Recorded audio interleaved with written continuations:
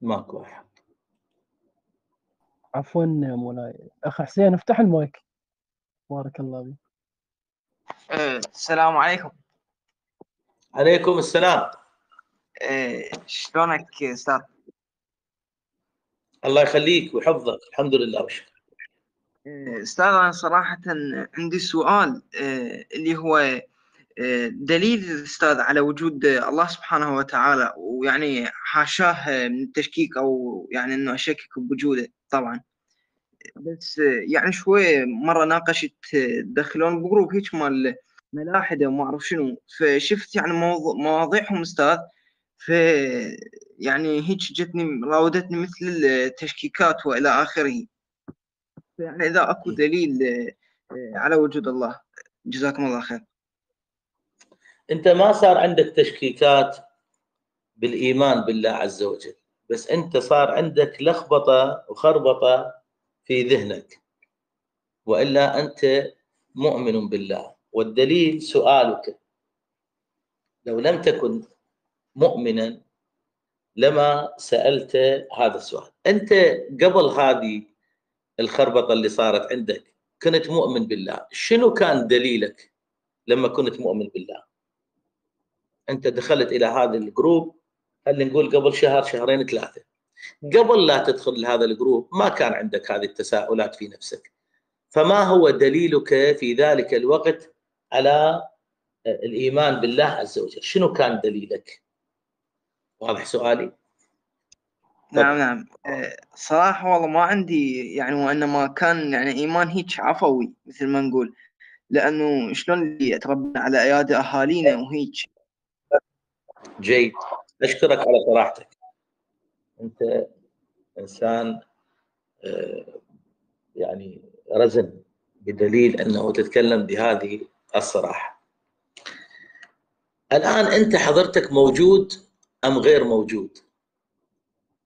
أنت موجود طبعا. ما هو الدليل على وجودك؟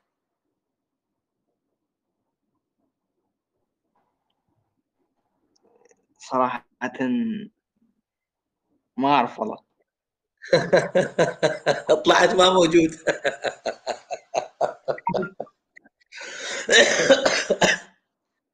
طلعت ما موجود. فأنت إذا الآن عندك مشكلة في إثبات وجودك، وهو أمر بديهي عندك، يعني ما يحتاج إلى دليل. أنت كان تقول لي شنو؟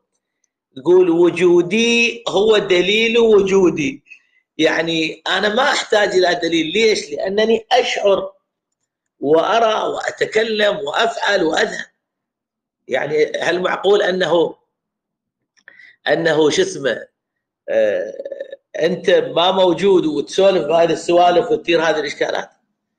لكن أنت تواجه صعوبة في بيان هذه القضية. شلون أبين لك أنا موجود؟ صح ولا لا؟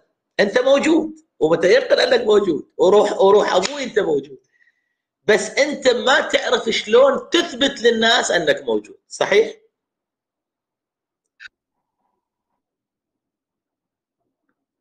أبو علاوي. إيه مضبوط يا أستاذ. فعدم قدرتك على إثبات وجودك لا يعني أنك غير موجود. صح ولا لا؟ يعني إذا ما قدرت، ما عندك ذيك اللباقة، رجال على قد حالك، فما عندك طريقة للاستدلال. هل هذا يعني إذا ما قدرت تثبت أن وجودك، هل هذا يعني أنك غير موجود؟ والله إذا ما صراحة قدرت. أستاذ أتشكل بوجودي حاليا. الحمد لله. زين، انا شلون انا موجود لو مو موجود؟ لا لا موجود إن شاء الله. اثبت لي وجودي. انت اثبت وجودي.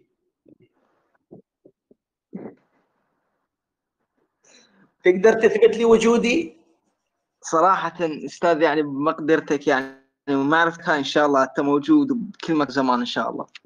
اقول عمي انت الان، انا واحد يطلب منك دليل، اثبت لي وجودي انا. انت هسه ما قدرت تثبت وجودك، زي اثبت لي وجودي انا. تقدر تثبت لي وجودي فبطريقه لا. معينه. أي طريقة يعني؟ اي اثبت لي، قل لي انا اثبت انك موجود. هسه انا افرض عندي ماي جنبي، ماي مثلا، اقول لك هذا ماي تقول مو ماي، اشيل لي شيء واخلي، او اشيلك انت بكبرك واخليك بالحوض مال الماء، اقول لك ماي ولا لا؟ تقول لي خلاص بعد صار معلوم ماي، صح ولا لا؟ فالان انت شلون تثبت لي وجودي؟ استاذ بوعيك وادراكك. يا وعي يا ادراك، وين شايف وعي؟ وعي وادراكي ما ينشاف. شو استاذ يعني بهيئتك الماديه والله ما اعرف. ما تعرف. زين حيدر الجشعمي موجود لو مو موجود؟ واحد هنا اسمه حيدر الجشعمي، هذا موجود لو مو موجود؟ ما اعرف استاذ، انا بعد عجزت عن الكلام كلش بعد ما على اعرف. كيف. اذا شوف يا صاحبي العزيز، اذا انت تحتاج شنو؟ تحتاج الى ترتيب الامور. خلينا نجي، ما هي الطرق للتعرف على وجود الاشياء؟ يعني انا شلون اعرف هذا الشيء موجود ام غير موجود؟ اكو طرق حسيه واكو طرق عقليه. الطرق الحسيه مثلا اشوفه، بعد شفته بعيني. اذا نريد نقول ان كل شيء نشوفه ما موجود، لا، هاي سالفه بعد نلغي قاعده، او نلغي المعارف كلها، ماكو شيء موجود، تصير كلها احنا عباره عن وهم في وهم، وهذا غير معقول. فلما تشوف الشيء، الان حضرتك لابس ملابس، اقول لك الملابس موجوده، قل لي نعم موجوده. اكيد، قل لي روح ابوي موجوده. شنو دليلك؟ دليل جاي اشوفها وجاي امسكها ولابسها انا. انت موجود؟ قل نعم انا موجود. شنو موجود؟ وانا اشعر بوجودي وارى وجودي واتحرك وانطق واكل واشرب، موجود. انا موجود، مو معدوم. لاحظ، ابنك انت متزوج تقول لا ما متزوج، اقول لك ابنك موجود، قل لي لا ما موجود ابني. اقول لك وينه؟ تقول لي معدوم. قد يوجد وقد لا يوجد، لكن ما موجود، لا جاي اشوفه ولا جاي اتعامل وياه ولا اسمعه ولا شيء، فما موجود. فاذا واحده من الطرق، الطريقه البسيطه المتعارفه السهله اللي كل الناس تتعامل بها، انه احنا نثبت وجود الاشياء من خلال حواسنا، من خلال السمع، من خلال، الان انت تحكي، اذا انت موجود، جاي تحكي وجاي تحكي بطريقه تكشف عن انسان عاقل. ولذلك اكو بعض المنتديات وبعض المواقع يقول لك اثبت انك لست ريبورت. شايف هذه؟ خلينا علامه هنا، اثبت انك لست ريبورت، اضغط على هذا المكان. هذا دليل انه عندك اختيار وعندك اراده، فانت موجود. فاذا نتعرف على وجود الاشياء بالحس، بعد نتعرف على وجود الاشياء بالعقل. حضرتك تمشي وتشوف دخان يطلع من وراء الحائط، هذا الدخان يخبرك عن اي شيء؟ يخبرك عن وجود النار، صح ولا لا؟ ماكو دخان بلي نار، او ماكو نار بلي دخان على العموم. فانت ما شفت النار بعينك، لكن شنو؟ انت من خلال رؤيتك لاثر النار حكمت بوجود النار. كلامي صح لو غلط الى الان؟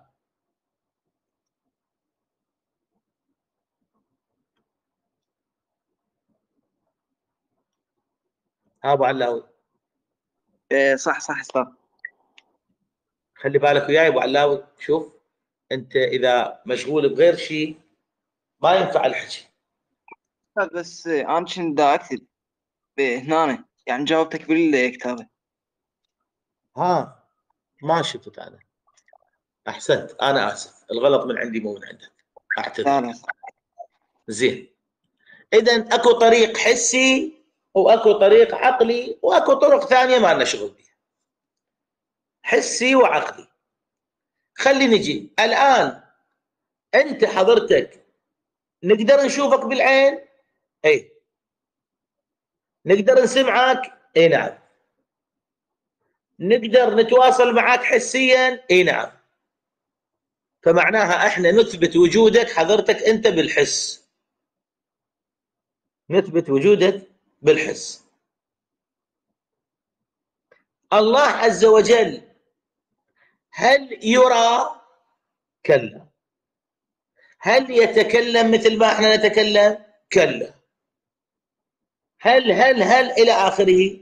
الامور الحسيه لا ترى الله سبحانه وتعالى ولا تسمع الله تبارك وتعالى. الحسيات يعني لا اسمعه باذني ولا اشوفه بعيني.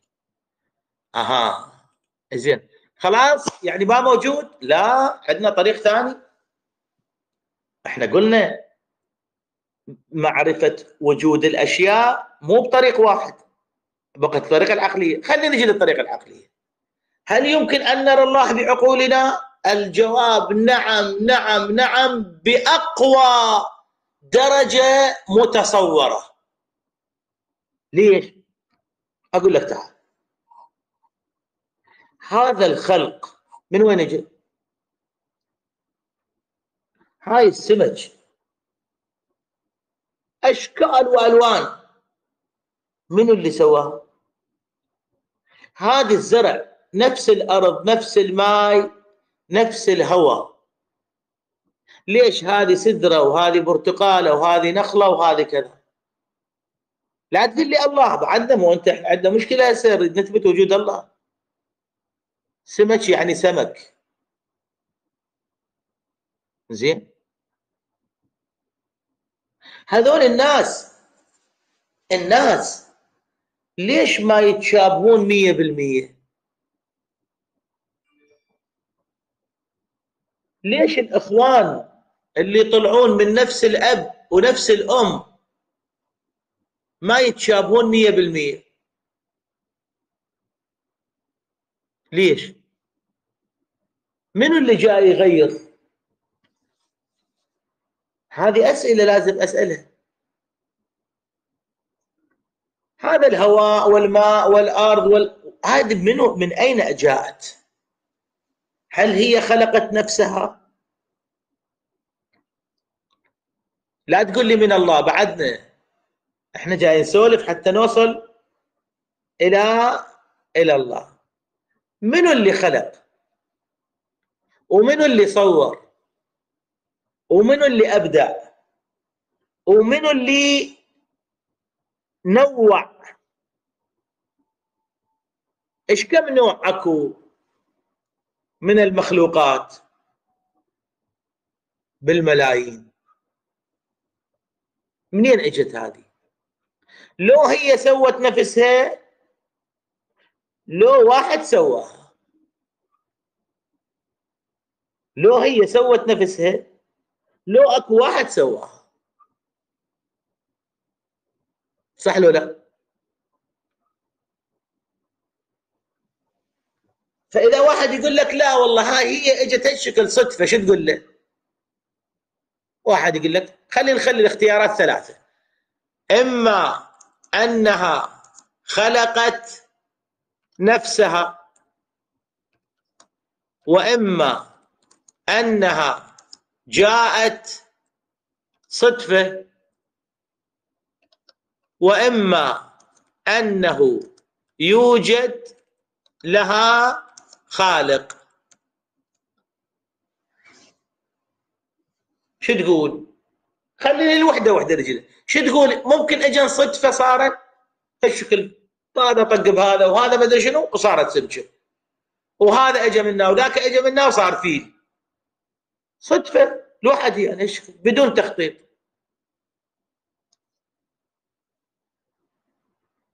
يعني انت عندك بايدك مثلا، بايدك حروف اللغه العربيه هذه بايدك موجوده على شكل قصاصات ورقيه صغيره، فخبطت هذه الحروف ودبيتها على القاع، فصدفه صارت الكلمه هذه.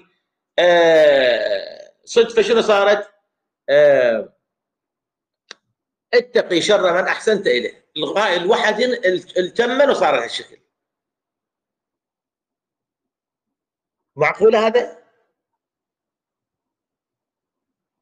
لا أستاذ. ايش قد تنطي نسبة هذه الصدفة؟ 1%؟ يعني الآن قدامي أنا هذا الموبايل، كم هو الاحتمال أن الموبايل جاء من الصدفة؟ ايش قد تعطيني؟ 1 بالمليون، 1 بالمليار، 1 بالتريليون؟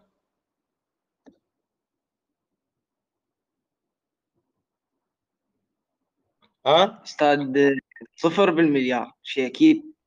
هاي جيد. طيب إذا حطينا بصف الموبايل 0 بالمليار، بصفه هذا ريموت التلفزيون، هاي شغلة ثانية.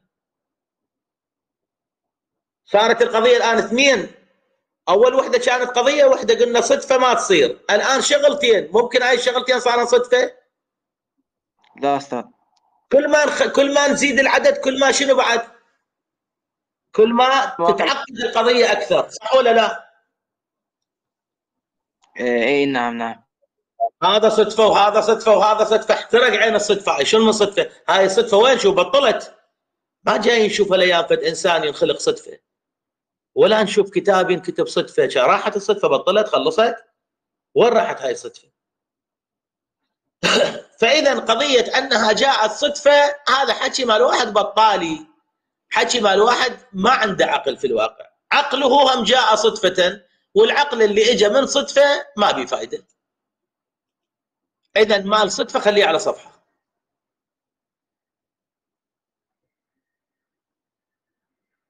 واضح؟ بقى عدة احتمالي، لو هي خلقت نفسها، لو اكو واحد خلقها. مال هي خلقت نفسها ما تمشي. ليش؟ انا ما اقدر اخلق لي ذبانه، انا ما اقدر اخلق لي ذبابه، اقدر اخلق نفسي؟ زين؟ فاذا مو هي اللي خلقت نفسها. اذا ما عندي غير جواب واحد، شنو؟ انه لها خالق، ولها مسبب، ولها موجد. هذا الموجد، نجي، هذا الموجد ممكن يكون ضعيف علميا،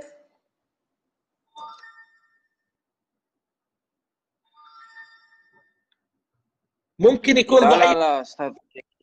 ها؟ لا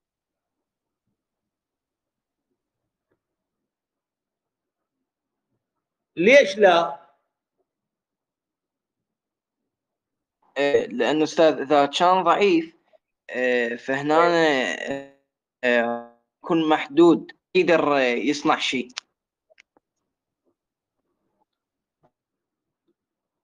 لا، اذا كان ما عنده يعني علمه قليل.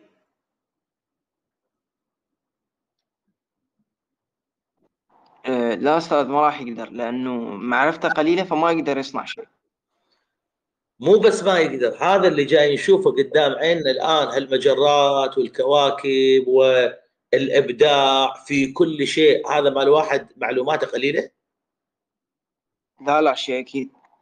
طيب اذا معلوماته مو قليله، هذا ما تقدر، يعني العلم مالته ما تقدر تتصوره، العلم اللي عنده ما نقدر نتصوره. اللي احنا علومنا ومعارفنا كلها اجت من عنده، فهو شلون؟ ها؟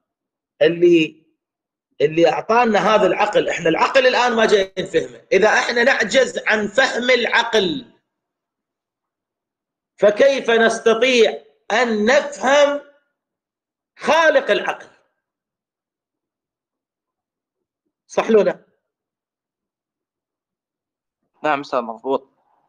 طيب اذا علمه لا يقاس.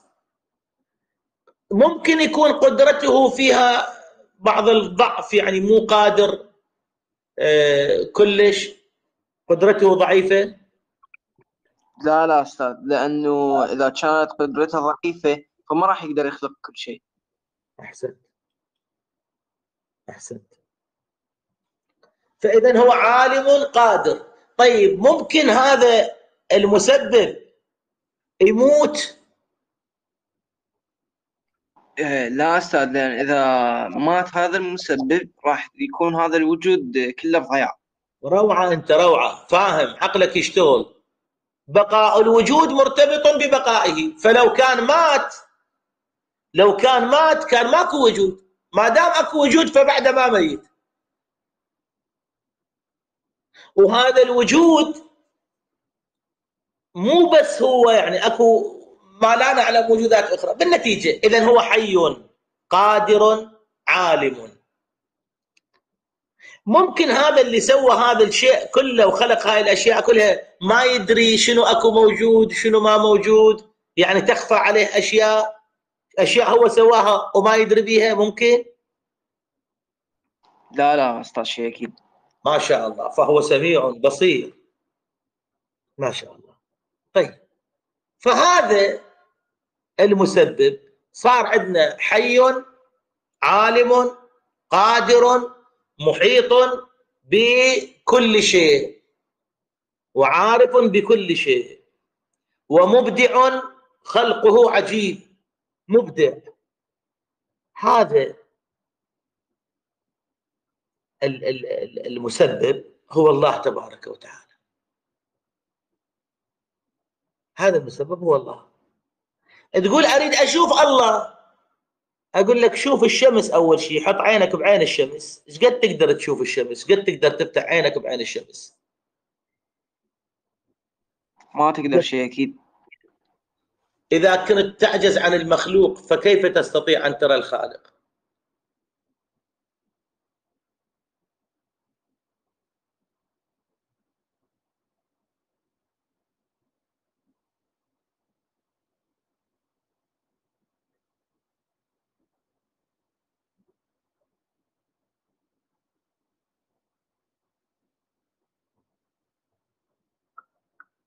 زين، فأفي الله شك فاطر السماوات والأرض. اللي يشك بالله عز وجل هذا الإنسان يعني مخالف للفطرة ومخالف لكل شيء. فالله تبارك وتعالى لا يحتاج أصلا إلى هذا الكلام كله، لأن الله أوضح الأشياء.